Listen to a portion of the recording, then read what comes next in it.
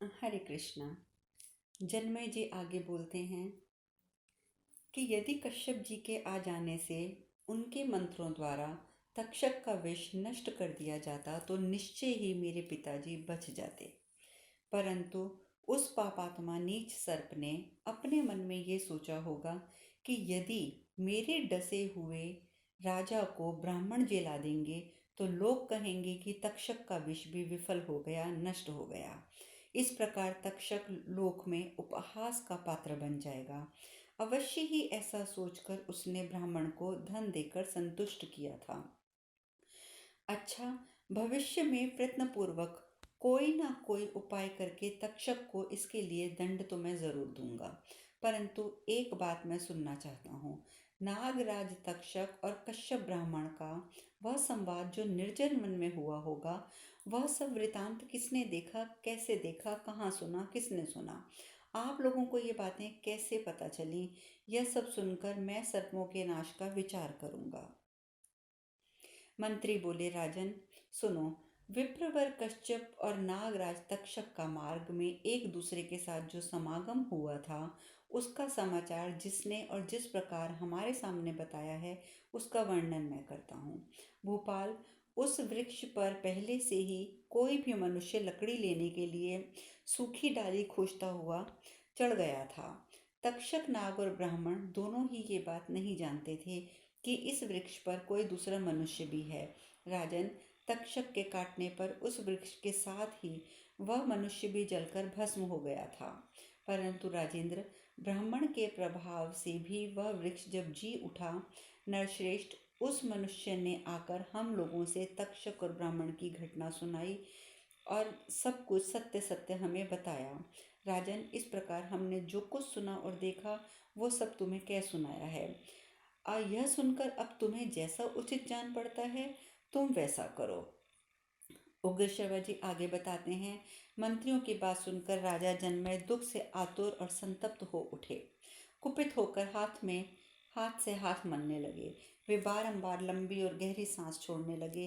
कमल के समान नेत्रों वाले राजा जनमेजय उस समय नेत्रों से उनके आंसू बह रहे थे और वो फूट फूट कर रोने लगे। राजा ने 2 घड़ी तक ध्यान करके मन ही मन कुछ निश्चय किया। फिर शोक और आमर्श में डूबे हुए नरेश न थमने वाले आंसुओं की अविच्छिन्न धारा बहाते हुए विधि पूर्वक जल का स्पर्श करके संपूर्ण मंत्रियों से वे बोले, मंत्रियों, मेरे पिता के स्वर्गलोक गमन के विषय में आप लोगों ने ये वचन सुनकर मैं अपनी बुद्धि द्वारा जो कर्तव्य निश्चित किया है, आपको मैं उसे बताता हूँ। मेरा विचार है कि उस दुरात्मा तक्षक से तुरंत बदला लेना चाहिए। उसने श्रृंगी ऋषि को निमित्त मात्र बनाकर स्वयं ही मेरे पिता महाराज को अपने विषाग्नि से दग्ध करके मार डाला है। उसकी सबसे बड़ी दुष्टता तो ये है कि उसने कश्यप जी को भी लौटा दिया। यदि वे ब्राह्मण देवता आ जाते तो मेरे पिता निश्चय ही जीवित हो सकते थे। यदि मंत्रियों के विनय और कश्यप की कृपा प्रसाद से महाराज जीवित हो जाते तो इसमें उस दुष्ट की क्या हानि हो जाती?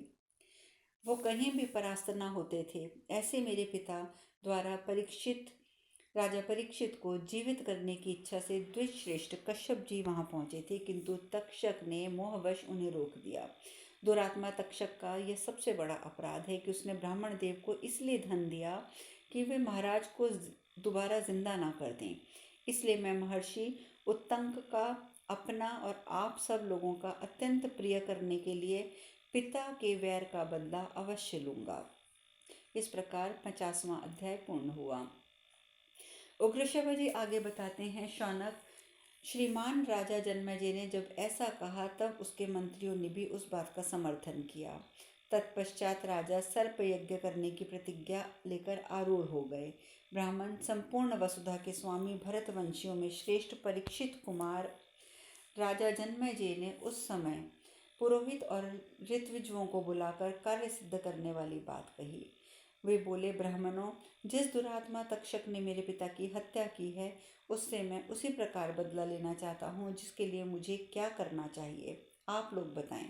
क्या आप लोगों के पास ऐसा कोई कर्म विदित है जिसके द्वारा मैं तक्षक नाग को उसके बंधु बांधवों सहित जलती हुई आग में झोंक सकूं? उसने अपनी विषाग्नि से पूर्व काल में मेरे पिता को जिस प्रकार से दग्ध किया था, उसी प्रकार मैं भी उस पापी सर्प को जलाकर भस्म कर देना चाहता हूँ। ऋत्विजों ने ये बात सुनी तो वह बोले, राजन, इसके लिए एक महान यज्ञ है जिसका देवताओं ने आपके लिए पहले से ही निर्माण कर रखा है। उसका नाम है सर्प सत्र। पुराणों में इसका वर्णन आया है। नरेश्वर, इस यज्ञ के अनुष्ठान करने से आपको आपकी इच्छा पूर्ण हो जाएगी और इस यज्ञ का अनुष्ठान करने वाला आपके सिवा कोई दूसरा है भी नहीं, ऐसा पौराणिक विद्वान कहते हैं। उस यज्ञ का विधान हम लोगों को मालूम है। साधु शिरोमणि, ऋत्विजों के ऐसा कहने पर राजा जन्मेजय को विश्वास हो गया कि अब तक शक निश्चय ही प्रज्वलित अग्नि में के मुख में जाकर भस्म हो जाएगा। तब राजा ने उस समय उन मंत्रवेत्ता ब्राह्मणों से कहा, मैं उस यज्ञ का अनुष्ठान करूंगा, आप लोग उसके लिए आवश्यक सामग्री संग्रह कीजिए। द्विक्षेत्र श्रेष्ठ तब उन ऋषित्वजों शास्त्रीय विधि के अनुसार यज्ञ मंडप बनाने के लिए वहां की भूमि नाप ली। वे सभी ऋत्विज देववेदों के यथावत विद्वान और परम बुद्धिमान थे। उन्होंने विधि पूर्वक मनु के रूप में मन के अनुरूप एक यज्ञ मंडप बनाया, जो परम समृद्धि से संपन्न, उत्तम द्विजों के समुदाय से सुशोभित, प्रचुर धन धान्य से परिपूर्ण तथा ऋत्विजों से सुशोभित था। वह यज्ञ मंडप का निर्माण कराकर ऋतविजुओं ने सर्प यज्ञ की सिद्धि के लिए उस समय राजा जन्मजय को दीक्षा दी। इसी समय जब कि सर्प अभी आरंभ होने वाला था, वहां पहले से ही यह घटना घटित हुई। उस यज्ञ में विघ्न डालने वाला बहुत बड़ा कारण प्रकट हो गया। जब वह यज्ञ मंडप बनाया जा रहा था, उस समय वास्तुशास्त्र के पारंगत विद्वान, बुद्धिमान एवं अनुभवी सूत्रधार शिल्पवेत्ता सूत ने वहां आकर इस प्रकार कहा कि जिस स्थान और समय में ये यज्ञ मंडप मापने की क्रिया आरंभ हुई थी, उसे देखकर मालूम होता है कि एक ब्राह्मण को निमित्त बनाकर यह यज्ञ पूर्ण ना हो सकेगा। यह सुनकर राजा जन्मेजय दीक्षा लेने से पहले ही सेवक को यह कहकर उन्होंने आदेश दे दिया कि मुझे सूचित किए बिना किसी अपरिचित व्यक्ति को यज्ञ मंडप में प्रवेश ना करने दिया जाए। इस प्रकार 91वां अध्याय पूर्ण हुआ। उग्र शिवाजी आगे कहते हैं, शौनक, तदंतर सर्प यज्ञ की विधि से कार्य आरंभ हुआ। सब याजक विधि पूर्वक अपने अपने कर्म में संलग्न हो गए।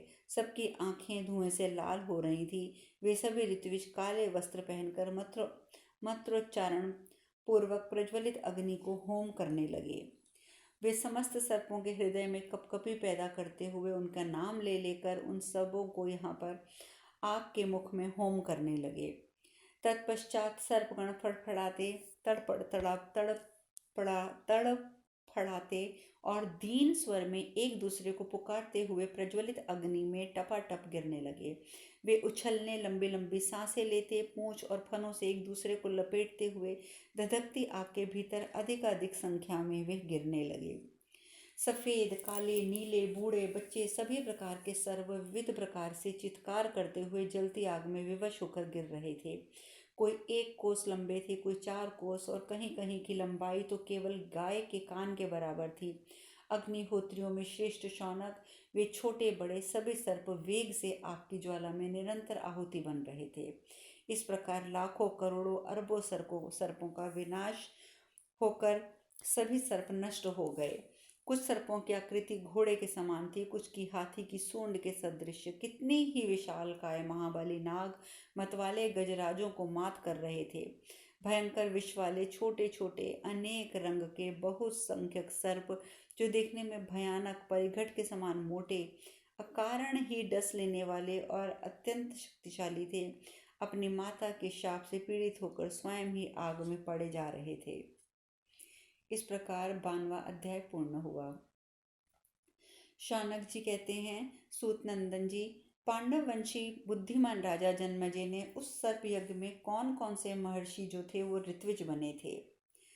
उस अत्यंत भयंकर सर्प सत्र में जो सर्पों के लिए महान, भयावह और विषादजनक था, कौन कौन से मुनि सदस्य थे तात आप ये सब भी हमें बताइए। यह भी सूचित कीजिए कि सर्प सत्र की विधि को जानने वाले विद्वानों में श्रेष्ठ समझे वाले जाने वाले सबसे योग्य महर्षि कौन कौन से थे जो वहां उपस्थित थे। उग्रश्रवा जी ने कहा, शौनक जी, मैं आपको उन मनीषी महात्माओं के नाम बता रहा हूँ जो उस समय राजा जन्मजय के ऋत्विज और सदस्य थे। उस यज्ञ में वेद वेत्ताओं में श्रेष्ठ ब्राह्मण चंड भार्गव होते थे। उनका जन्म च्यवन मुनि के वंश में हुआ था। वे उस समय के सबसे विख्यात कर्मकांडी थे। वृद्ध एवं विद्वान ब्राह्मण कौत्स, उद्गात, जैमिनी, ब्रह्मा तथा शांग्रव और पिंगल, अधर्युर्व, ये सभी वहां पर उपस्थित थे। इस प्रकार पुत्र और शिष्यों सहित भगवान वेदव्यास, उद्वालक, प्रमतक, श्वेतकेतु, पिंगल, असित, देवल, नारद, पर्वत, आत्रेय, कुंड, जठर, द्विजश्रेष्ठ, कालघाट, वात्स्य, जप और स्वाध्याय में लगे रहने वाले बूढ़े शुश्रवा, कोहल, देवशर्मा, मौदगल्य तथा समसौरभ, ये सभी अन्य बहुत से वेद विद्या से पारंगत ब्राह्मण भी जन्मेजय के यज्ञ में सदस्य बने हुए थे। उस समय उस महान यज्ञ सर्प सत्र में जो जो ऋत्विज वहां आहुतियां डालते थे, त्यों त्यों प्राणी मात्र को भय देने वाले घोर सर्प वहां आकर गिरते थे। नागों की चर्बी और मेद से भरे हुए कितने ही नाले बह चले। निरंतर जलने वाले सर्पों की तीखी दुर्गंध चारों ओर फैल गई। जो आग में पड़ रहे थे वो आकाश में ठहरे हुए थे, और जो जलती हुई आग की ज्वाला में पक रहे थे उन सभी सर्पों का करुण क्रंदन निरंतर जोर जोर से सुनाई पड़ रहा था। नागराज तक्षक ने जब ये सुना तो वे राजा जन्मेजय के सर्प यज्ञ की दीक्षा ली है, तो इसे सुनते ही वे देवराज इंद्र के भवन में गए। वहां उन्होंने सब बातें ठीक ठाक कह सुनाई। फिर सर्पों में श्रेष्ठ तक्षक ने अपराध करने के कारण भयभीत हो इंद्रदेव की शरण ले ली। तब इंद्रदेव ने अत्यंत प्रसन्न होकर कहा, नागराज तक्षक, तुमने यहाँ उस सर्प यज्ञ में कदापि जाने की आवश्यकता तुम्हें नहीं पड़ेगी। तुम्हें अब कदापि कोई भी भय नहीं है। तुम्हारे लिए मैंने पहले ही पितामह ब्रह्मा जी को प्रसन्न कर लिया है, अतः तुम्हें कुछ भी नहीं भय होगा। तुम्हारी मानसिक चिंता दूर हो जानी चाहिए। उग्रश्रवा जी आगे कहते हैं कि इंद्र के इस प्रकार आश्वासन देने पर सर्पों में श्रेष्ठ तक्षक उस इंद्र भवन में ही सुखी और प्रसन्नता पूर्वक रहने लगे। नाग निरंतर उस यज्ञ की आग की आहुति बनते जा रहे थे। सर्पों का परिवार बहुत थोड़ा बच पाया था। यह देखकर वासुकी नाग अत्यंत दुखी होकर मन ही मन संतप्त होने लगे। सर्पों में श्रेष्ठ वासुकी पर भयानक मोह छा गया। उनके हृदय में चक्कर आने लगे, अतः वे अपनी बहन से बोले, भद्रे, मेरे अंगों में जलन हो रही है, मुझे दिशाएं नहीं सूझती हैं, मैं शिथिल होता जा रहा हूँ। मोहवश मेरे मस्तिष्क में चक्कर आ रहा है, मेरे नेत्र घूम रहे हैं, हृदय अत्यंत विदीर्ण होता जा रहा है। जान पड़ता है जैसे मैं भी विवश होकर उस यज्ञ की अग्नि में गिरकर भस्म हो जाऊंगा। जन्मेजय का यह यज्ञ हम लोगों के लिए हिंसक कार्य कर रहा है। निश्चय ही अब मुझे भी यमलोक जाना होगा। बहन, जिसके लिए मैंने तुम्हारा विवाह जरत्कारु मुनि से किया था, यह अब उसके कार्य का अवसर आ गया है। तुम बंधुओं बांधवों सहित हमारी रक्षा करो।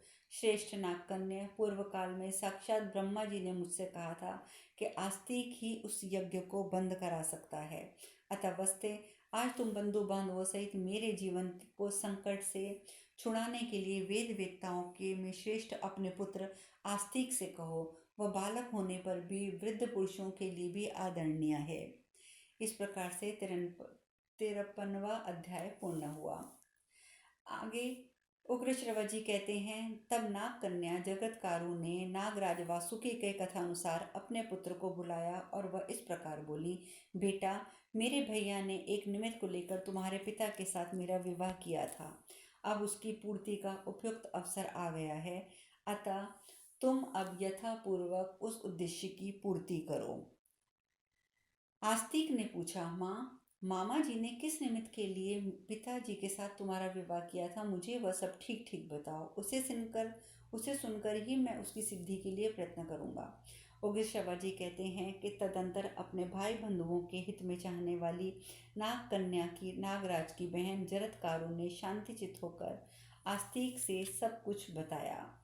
उसने ये भी बताया कि किस प्रकार रुष्ट होकर कद्रु ने अपने ही पुत्रों को शाप दिया था और किस प्रकार से आगे की घटनाएं घटी।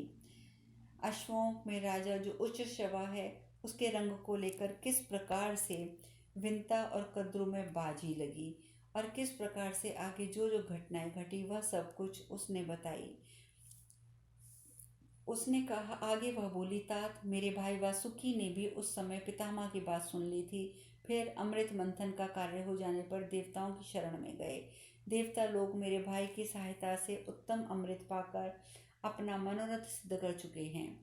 अतः मेरे भाई को आगे करके पितामह ब्रह्मा जी के पास गए। वहां समस्त देवताओं में नागराज वासुकी के साथ रहकर पितामह ब्रह्मा जी को प्रसन्न किया। उन्हें प्रसन्न करने का उद्देश्य ये था कि माता का वह शाप जो है वो लागू ना हो। देवता बोले, भगवान ये नागराज वासुकी अपनी जाति भाइयों के लिए बहुत दुखी है। कोई ऐसा उपाय है जिससे इसकी माता का शाप लोगों पर लागू ना हो। तब ब्रह्मा जी ने जरत्कारु नाम वाली जिस पत्नी को ग्रहण करेंगे उसके गर्भ से उत्पन्न होने वाला जो बालक होगा आस्तिक, वही इस सर्प यज्ञ को रोक सकेगा। यह सब सुनकर ही तुम्हारे मामा ने मेरा विवाह तुम्हारे पिता के साथ किया था।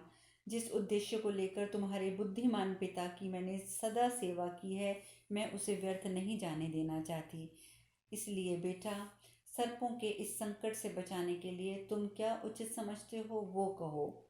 उग्र शिवाजी कहते हैं कि माता के इस प्रकार कहने पर आस्तिक ने कहा कि माँ, तुम्हारी जैसी आज्ञा होगी मैं वैसा ही करूँगा। इसके बाद वे दुख पीड़ित वासुकी को जीवन दान देते हुए बोले, महान शक्तिशाली नागराज वासुकी, मैं आपको माता के उस शाप से छुड़ा लूँगा। यह मैं आपसे बिल्कुल सत्य कहता हूँ। नागप्रभ, आप निश्चिंत रहें, आपके लिए कोई भय नहीं है। राजन, जैसा भी आपका कल्याण होगा मैं वैसा प्रयत्न करूँगा। अब आगे की कथा कल करेंगे। हरे कृष्णा। हरे कृष्णा।